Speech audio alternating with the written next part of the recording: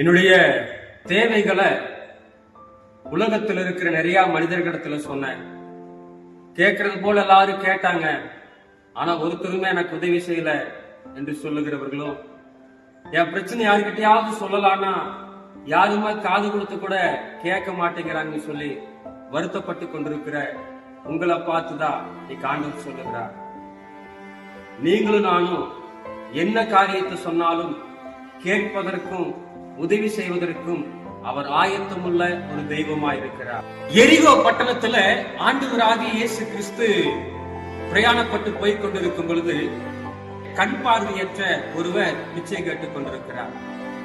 ஒரு பெரிய சத்தத்தை கேட்டுட்டு என்ன ஒரே சத்தமா இருக்கிறது, யார் போகிறார் என்று கேட்கும் பொழுது நசரேயனாகிய இயேசு கிறிஸ்து போகிறார் என்கிற தகவல் சொல்லப்படுகிறது.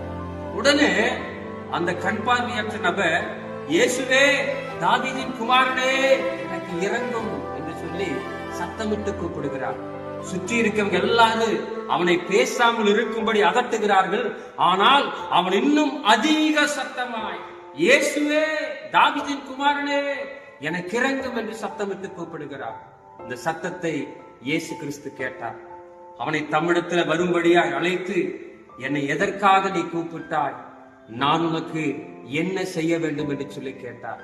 உடனே அந்த கண் பார்வையற்றவர் சொல்லுகிறார், நான் பார்வை அடைய வேண்டும். இயேசு கிறிஸ்து நீ பார்வை அடைவாயாக என்று சொன்னார். உடனே அவனுக்கு பார்வை கிடைத்தது. இதை கேட்டுக் கொண்டிருக்கிற அன்பான கர்த்தருடைய பிள்ளைகளை, இயேசு கிறிஸ்துவை நோக்கி கூப்பிட்டா அவர் நின்று நம்முடைய சத்தத்தை கேட்பார். நான் உனக்கு என்ன செய்ய வேண்டும் என்று சொல்லி நம்முடைய தேவைகளை விசாரிப்பார். விசாரித்து விட்டு அப்படியே செல்ல மாட்டார். நம்முடைய காரியங்கள் என்னவோ அதை உங்களுக்கும் எனக்கும் நிறைவேற்றி கொடுக்க அவர் வல்லவர். ஆகவே உலகத்துல யாரும் என்ன விசாரிக்கலையே, நான் சொல்றதை யாரும் கேட்கலையே, உதவி செய்யலைன்னு சொல்லி கலங்காதீங்க. நீங்க சொல்லுவதை கேட்பதற்கு ஒரு தெய்வம் ரெடியா இருக்க, அவர் தான் இயேசு கிறிஸ்து. அவரிடத்துல போங்க, அவரிடத்துல உங்க காரியங்களை சொல்லுங்க, உங்களுக்காக யாவையும் அவர் செய்து முடிப்பார். God bless you.